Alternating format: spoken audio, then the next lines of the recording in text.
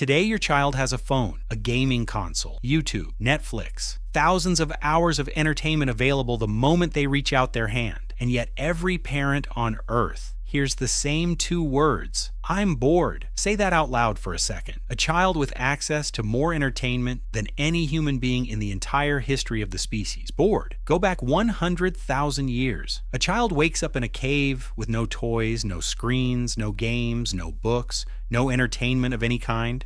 And researchers who have studied those children say the same thing every single time. Boredom was almost impossible. Why? The answer is not what you expect. And once you understand it, you will never look at a bored child the same way again. Let's go back, not to medieval times, not to ancient Rome. Further, 100,000 years ago, a child opens their eyes at sunrise. They are not in a bedroom. They are not alone. They wake up pressed against their mother, surrounded by 25 to 30 people they have known their entire lives. Their grandmother is 3 feet away, already moving. Their cousins are already outside. The fire from last night is still warm, and the entire living world is right outside waiting. Here is what researchers discovered when they studied children in hunter-gatherer societies that still exist today. By age 3, a child follows their mother into the forest. Not to watch, to do. They carry a small digging stick of their own. They dig next to her. They sort roots next to her. They taste things and spit them out. They learn because real life is happening right in front of them,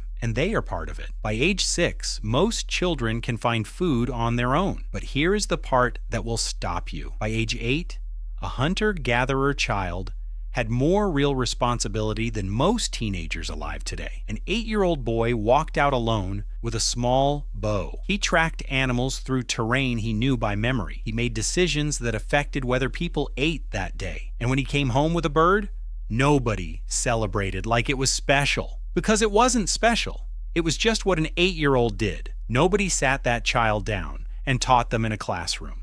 No lesson, no schedule, no curriculum. They were simply trusted. Trusted to try, trusted to fail, trusted to figure it out, and that trust changed everything about how their brain developed. Now here is where it gets genuinely strange. Most of the day in a hunter-gatherer camp, children were not with adults at all. They were with other children, but not children their own age. Mixed age groups. A 4-year-old beside a 12-year-old.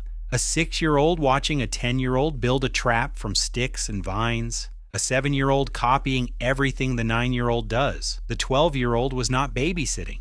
They were teaching. The 4-year-old was not being taught. They were absorbing everything through watching, copying, trying, failing, trying again. Researchers who spent years living with these groups all said the same thing. The play was never random. Children were always practicing something real, building shelters from branches, tracking pretend animals through the grass, making fire, making tools, inventing games with rules that changed every single day. And nobody was bored. Not once, not ever. So what is actually happening here? Because this is the moment that changes everything. A modern child is bored because they are waiting for the next thing to happen to them, waiting for the next video to load, waiting for someone to entertain them. An ancient child was never waiting. They were always part of something happening right now. But here is the difference that nobody talks about. There is a gap between stimulation and engagement, and that gap is exactly where boredom lives.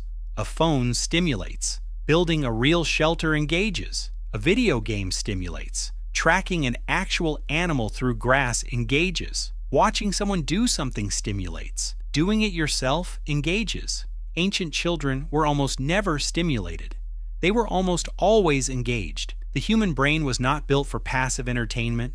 It was built for active participation. And ancient childhood gave children exactly that, every single day, from the moment they woke up until the fire went dark. Here is the part that surprised researchers most. When scientists gave modern children completely unstructured time outdoors, with no screens, no toys, no instructions, something happened within 7 minutes. 7 minutes! The children stopped complaining. They started inventing games from nothing. They started building things from sticks and dirt. They started creating rules, competing, cooperating, arguing, laughing. The ancient child appeared, like it had been waiting there under the surface the entire time. Because it had been. But wait, here is the moment that stopped researchers completely. In hunter-gatherer societies, anthropologists measured something that seems almost impossible by modern standards. Ancient children as young as 6 years old spent significant parts of their day completely unsupervised. No adult watching, no adult nearby, no adult available to help if something went wrong, and those children were not anxious. They were not lost. They were not in danger. They were completely fine, better than fine.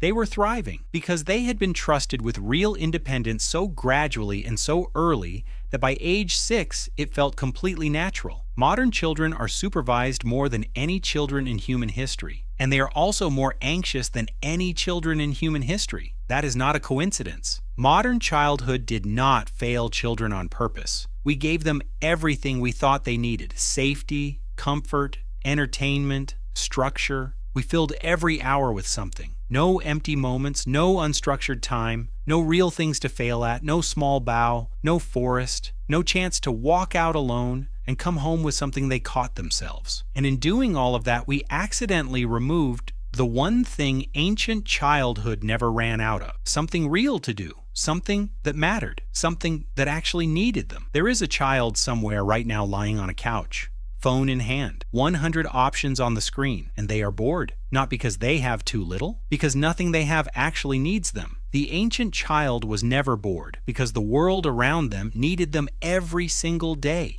needed their hands, needed their eyes, needed their ideas, needed them to show up and try. Maybe boredom was never about having nothing to do. Maybe boredom is what happens when nothing around you actually needs you. And maybe the reason modern children cannot escape it is not because we gave them too little entertainment. It is because we gave them so much that we forgot to give them the one thing that mattered most: a reason to be there. Somewhere beneath all the screens, the ancient child is still there, still waiting for something real to begin.